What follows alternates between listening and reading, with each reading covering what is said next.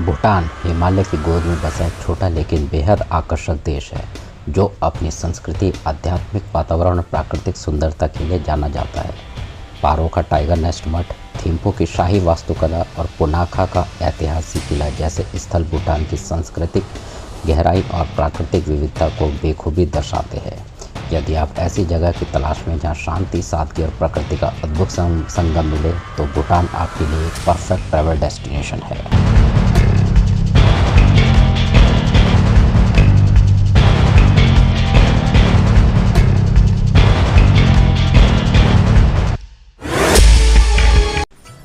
भूटान एकमात्र carbon negative देश है जो पर्यावरण संरक्षण और सतत विकास को प्राथमिकता देता है।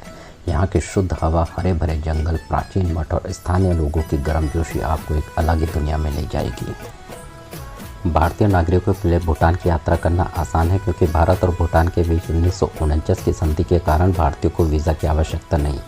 आपको एक एंट्री परमिट प्राप्त होगा। यह परमिट आप इमिग्रेशन की इस वेबसाइट से भर सकते हैं, पर आपको एक सस्टेनेबल डेवलपमेंट फ़ीस देनी पड़ती है जो कि है इंडियन टूरिस्ट के लिए 1200 रुपये है और 6 से 12 वर्ष के बच्चों के लिए 50% छूट मतलब 600 रुपये है, और अन्य पर्यटकों के लिए USD $100 है और 6 से 12 बच्चों के लिए USD $50 है। भूटान का एकमात्र अंतर्राष्ट्रीय हवाई अड्डा पारो में है।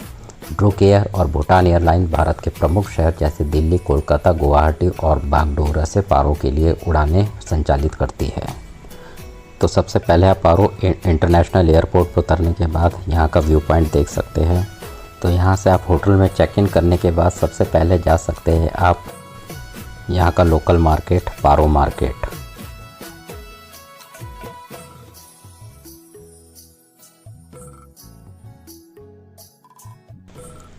पारो मार्केट घूमने के बाद आप नेक्स्ट डे का प्लान बना सकते हैं टाइगर नेस्ट का, जिसे पारो टजांग के नाम से भी जाना जाता है। भूटान के पारो शहर में स्थित एक ऐतिहासिक और वास्तुकला की दृष्टि से बेहद शानदार किला मठ है। इस स्थान पर पहुंचने के लिए आप पारो में कहीं से भी टैक्सी या बाइक किराए पर ले सकते हैं। यह एक पवित्र स्थान है जहां माना जाता है कि गुरु रिनपोचे पद्मसंभवा ने 8वीं शताब्दी में ध्यान किया था, इसीलिए इसका नाम बाघ की मांद पड़ा। 1692 में निर्मित इस मठ में मंदिरों और ध्यान गुफाओं का एक परिसर है जो सीढ़ियों और रास्तों से आपस में जुड़ा हुआ है।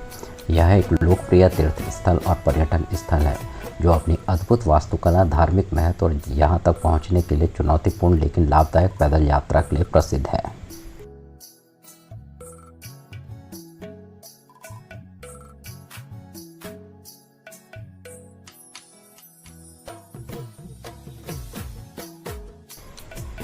ये एक होम स्टे है, यहाँ पे आप एक्सपीरियंस कर सकते हैं यहाँ का लोकल कल्चर, यहाँ का लाइफ स्टाइल, यहाँ की वास्तुकला। ये देखिए। नेक्स्ट डे आप जा सकते हैं चेलेला पास। ये भूटान का सबसे ऊंचा मोटर मार्ग है जो 3988 मीटर की ऊंचाई पर स्थित है। यहाँ से आप अद्भुत पहाड़ों का नज़ारा देख सकते हैं।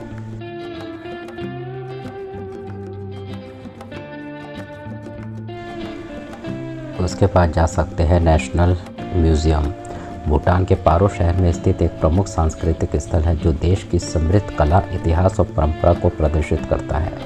यह संग्रहालय एक प्राचीन गोलाकार भवन ताजोंग में स्थित है जिसे 17वीं शताब्दी में एक प्रहरी दुर्ग के रूप में बनाया गया था और बाद में संग्रहालय में परिवर्तित कर दिया गया। यह भूटान, थाका, चित्रकला, पारंपरिक वस्त्र, शाही हथियार, धार्मिक मूर्ति और ऐतिहासिक दस्तावेजों का संग्रह देखने को मिलता है। इसके बाद आप जा सकते हैं रिंगपुंग तजांग, जिसे पारो तजांग के नाम से भी जाना जाता है। भूटान के पारो शहर में स्थित एक ऐतिहासिक और वास्तुकला की दृष्टि से बेहद शानदार किला मठ है। यह न केवल एक धार्मिक और प्रशासनिक केंद्र है बल्कि हर वर्ष आयोजित होने वाले तारो उत्सव का प्रमुख स्थल भी है। यहाँ पारंपरिक मुखौटे, नृत्य और सांस्कृतिक प्रस्तुतियाँ होती है। यह सुबह 9 से शाम 5 बजे तक खुला रहता है। नेक्स्ट डे पारो से आप लोग जा सकते हैं थिम्पू। थिम्पू यहाँ की कैपिटल सिटी है।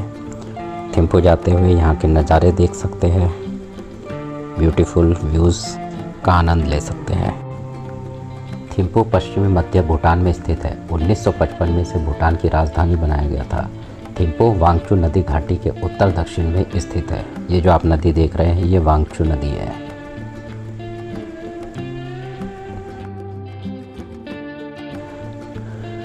नेचुरल व्यूज़ देखने के बाद अब हम लोग पहुंच गए हैं थिम्पू सिटी। होटल में चेक इन करने के बाद आप थिम्पू सिटी की लोकल साइट सीइंग पे जा सकते हैं।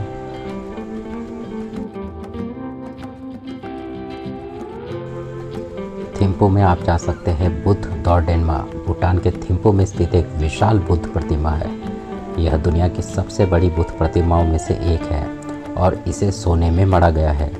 यह थिम्पू घाटी के दक्षिण प्रवेश द्वार के ऊपर एक पहाड़ी की चोटी पर स्थित है और क्वेसेल फोर्ट्रेक नेचर पार्क का एक हिस्सा है।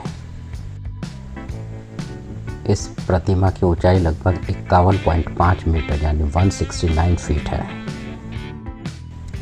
यह प्रतिमा शांति और खुशी की प्रतीक है।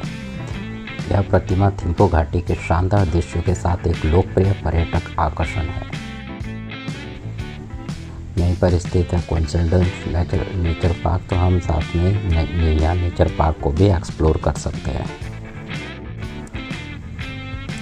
यह पार्क लंबी पैदल यात्रा और माउंटेन बाइकिंग के लिए एक लोकप्रिय स्थान है। यह पार्क 2011 में स्थापित किया गया था और थिम्पू शहर से लगभग 15 किलोमीटर दूर है।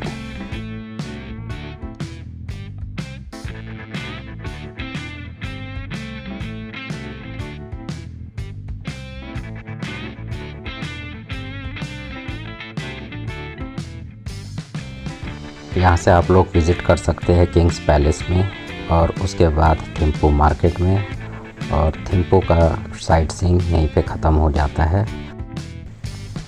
नेक्स्ट डे हम लोग जाएंगे थिम्पू से पुनाका।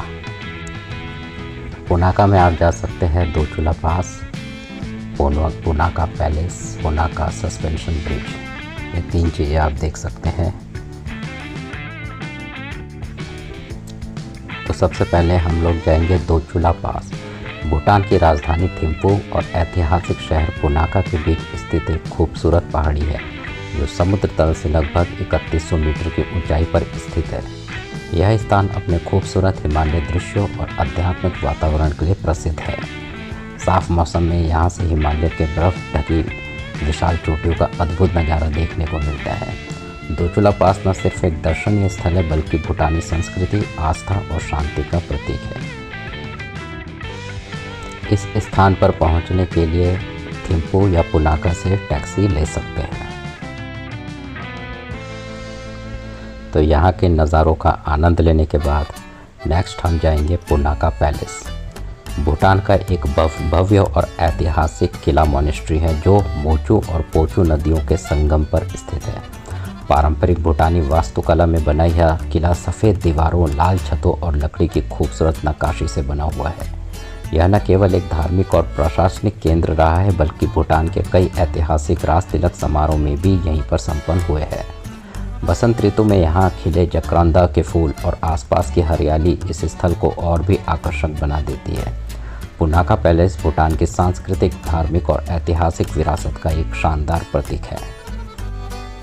यहाँ की एंट्री टिकट है 503 रुपीज़ पर पर्सन।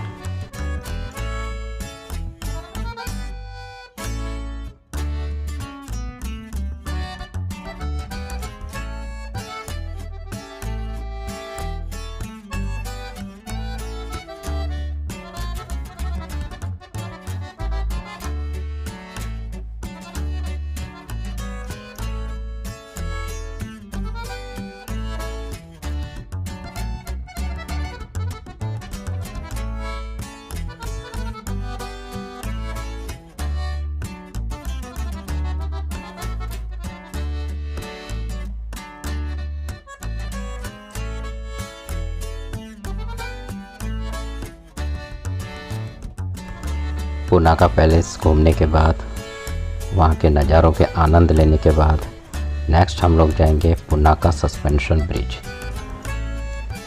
पुनाका सस्पेंशन ब्रिज भूटान का सबसे लंबा झूलता पुल है जो मोचू नदी पर बना हुआ है और पुनाका डजोंग का आसपास के गांवों से जोड़ता है।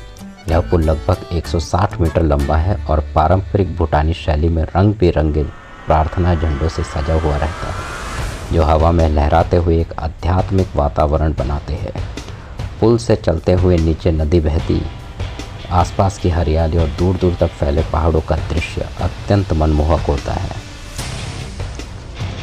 पुनाका पुल का शुल्क है 300 रुपीज़ पर पर्सन। तो दोस्तों, इसी के साथ हमारा ट्रिप कंप्लीट होता है। भूटान में हम लोग गए पारो, पुनाका, थिम्पू सिटी। ये घूमने के बाद हमारा ट्रिप पूरा हो जाता है और यहाँ से हम लोग वापस पारो जाते हैं, पारो इंटरनेशनल एयरपोर्ट। दोस्तों, भूटान दुनिया का पहला कार्बन नेगेटिव देश है। यहाँ की पर्यटन नीति पर्यावरण और संस्कृति के संरक्षण पर केंद्रित है। यहाँ कुछ टिप्स है जो आपकी यात्रा को सतत और जिम्मेदार बनाएगी। पर्यावरण का सम्मान करें। भूटान में प्लास्टिक पर प्रतिबंध है।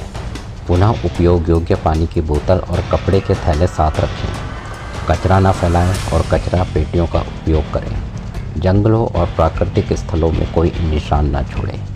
मठों और धार्मिक स्थलों में उचित पोशाक पहनें। होम स्टे या पर्यटन विभाग द्वारा प्रमाणित गेस्ट हाउस में ठहरें। स्थानीय भोजन का आनंद लें, जैसे एमा दासी, मिर्च और पनीर की करी। भूटान में थिम्पू और पारो के अलावा अन्य क्षेत्रों में यात्रा के लिए प्रमाणित गाइड अनिवार्य है। गाइड आप भूटान के पर्यटन वेबसाइट, जो लिंक मैंने ऊपर दिया है, उससे या टूर ऑपरेटरों की सूची देखें। उससे प्रमाणित गाइड लेकर ही आप घूम सकते हैं। दोस्तों, उम्मीद करता हूँ आपको भूटान के बारे में मैं पूरी जानकारी दे पाया हूँगा। आपको हमारा वीडियो कैसा लगा, लाइक कीजिए, हमारे चैनल को सब्सक्राइब कीजिए और शेयर कीजिए वीडियो।